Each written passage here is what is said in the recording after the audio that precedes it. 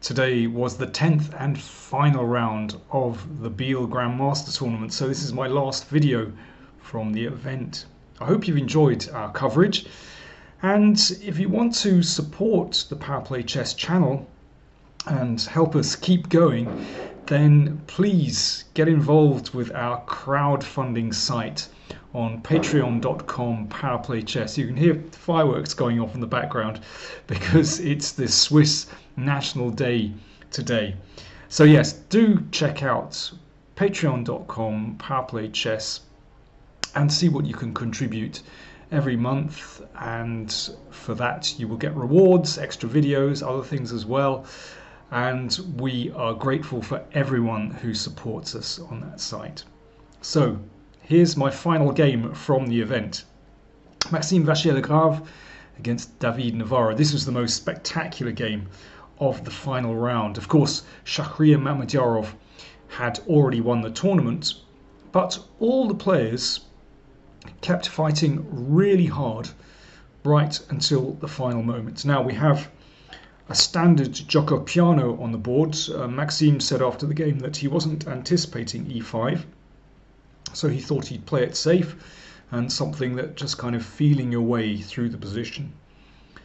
And David plays it in a slightly strange way. He played h6 here, a6 and bishop a7, possibly decent alternatives, bishop b6 as well. And a5, also a little bit unusual and slightly extravagant somehow. And Maxime just kept making all the normal moves, bringing the knight round to g3, can sometimes go to e3 as well.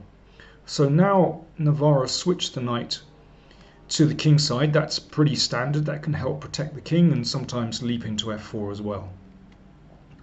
But it's not been an ideal start for black.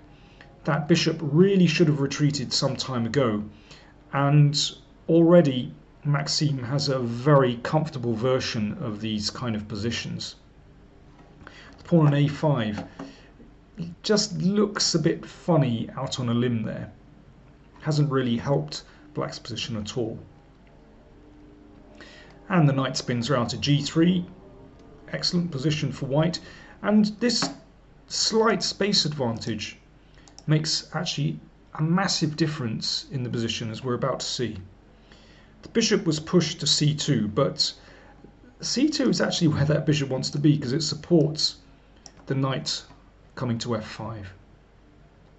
And here things still aren't too bad for black.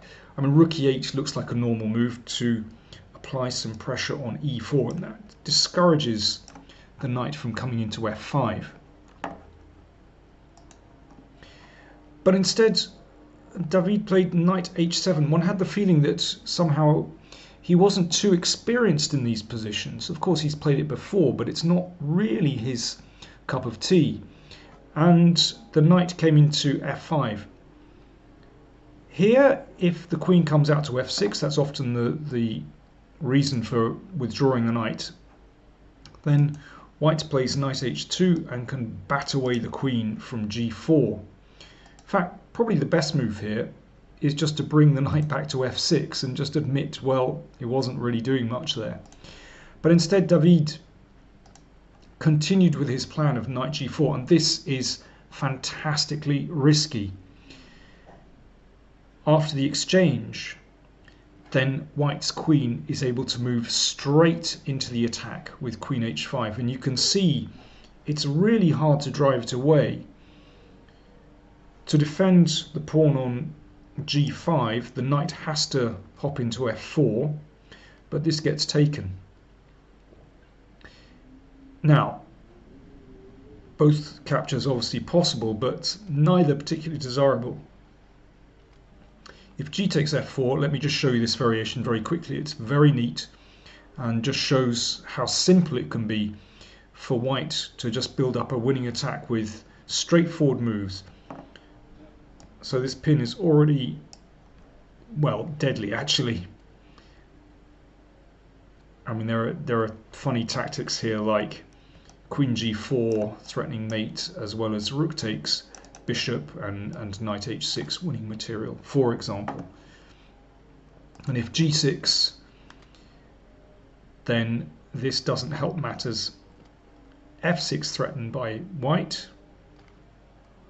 And when black plays here, you can play rook takes e5 in a moment. There we go. And this is just completely winning after f6. Threatening here. Checkmate. The point of the rook sacrifice was to open the bishop's diagonal. So instead of g takes, David played e takes. And you can see that this space advantage that white has with these pawns is really significant, because it has totally blocked out that bishop on a7. And this is the problem, that actually black's pieces simply don't connect with the other side of the board, namely the king side, and h4 is a very simple way of just kind of levering open the position. If pawn takes pawn, this might actually be the best, but this is not pretty. Knight takes, white is threatening e5.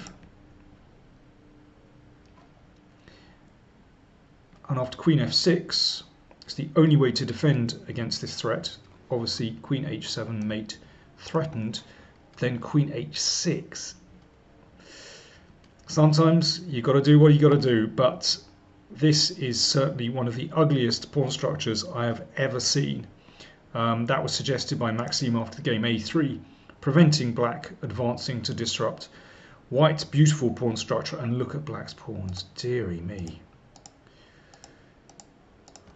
with a huge advantage to white, probably winning. So after h4, David played g6, and I think he'd obviously overlooked something in his calculation, because queen h6 is a winning move. And somehow it's not very surprising, because black cannot connect with the king side, and this queen is just out there on its own. But there are some really nice variations, so let's take a look. f6 and queen g7 mate threatened. So queen g6 check. And pawn takes pawn, really simple. Just opening things up. And you can see that the queen would desperately like to come to the 7th rank to come over, but the rook prevents that, and it can't step to e8 either. So this is desperate, and a simple threat for white is to basically get a rook over to the h-file one way or the other, perhaps via e4. And remember, if black takes on g5, then f6 is immediately crushing, threatening queen h7 mate. So Navara played bishop c7, bishop c6, controlling e4. And now, well, I think there are various ways to win. The one that Maxime selected was excellent. Let me show you another one. Queen h6 and rook e6. I have to say I like this move very much. This was one I was advocating during the game, just because it's so straightforward. What can be wrong with just throwing another piece on the fire? And let me see if what's the nicest variation here. Lots of nice variations. Well, let's try queen d7. This looks like the most obvious move to try and defend along the 7th rank. Then pawn takes pawn, and if queen h7, we can give a check. And now f7, followed by bringing the rook across. I mean, there are lots of other variations, but they're all fairly straightforward. Let's go back, because there was certainly nothing wrong with the way that Maxime played this. Rook d1. So perhaps looking to play d5, perhaps looking to swing the rook across to the h-file. Queen d7. Rook d3. Looking to break in here. Queen g7. That gives the king a square on g7, or on g8. But now here's a very nice move. Rook e7. Forcing a trade of queens, but actually the queen is a good defender. So it's basically knocking out one of black's defenders and keeping, maintaining the attack basically. And here's a nice variation.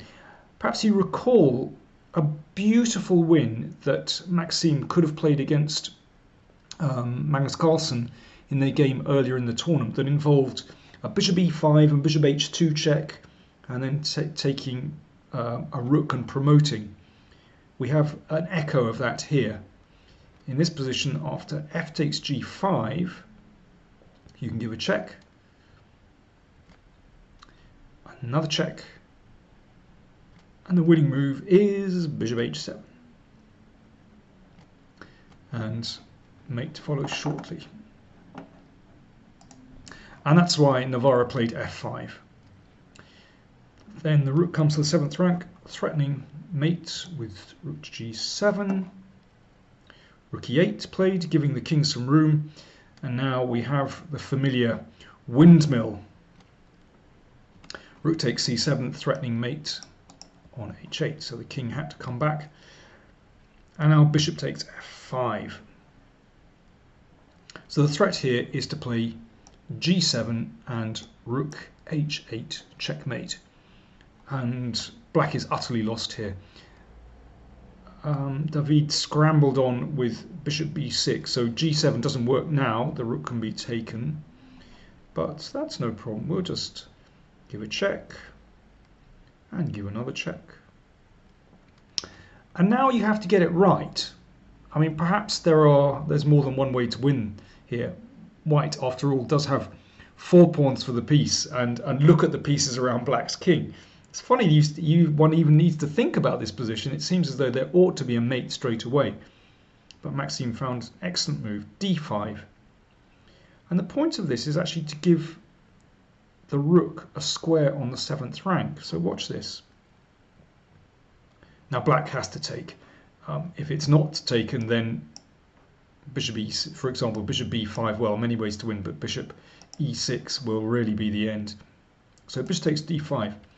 Check again, and the rook comes back to d7. So now there's a threat again to check here, or just to play g7 and rook h8 mate. Doesn't matter which way around you want to do it. So the king has to come back. And now g7, so it's the same plan, threatening rook h8 mate. Bishop f7, so that means the king can capture on g7, but anyway, g6 is quite an emphatic way to end the game. Really nice finish from Maxime Vachier-Lagrave. He had a little bit of calculation to do, but it was pretty plain sailing, and I have to say, well, a disappointing game from David Navara. He'll be pretty upset about that, because really he was wiped off the board there, and not typical of him. It's been a very long tournament, and I would say tiredness will account for performances like this. And indeed, in the last round, Magnus Carlsen was struggling against Nico Georgiadis again. After move 40, the position was around about level, but unfortunately Nico just blundered horribly in a knight versus bishop endgame and lost that one. If you want details of that, do check out chessbase.com to get the full report on that site. So once again, thank you very much for tuning in, and I hope you've enjoyed the coverage from Biel. And there'll be more coming on the PowerPlayChess channel in future. Don't forget to like, comment, subscribe, share, all those things, and do support us on patreon.com. It really helps. We really would like to grow the channel. So anyway, thanks very much.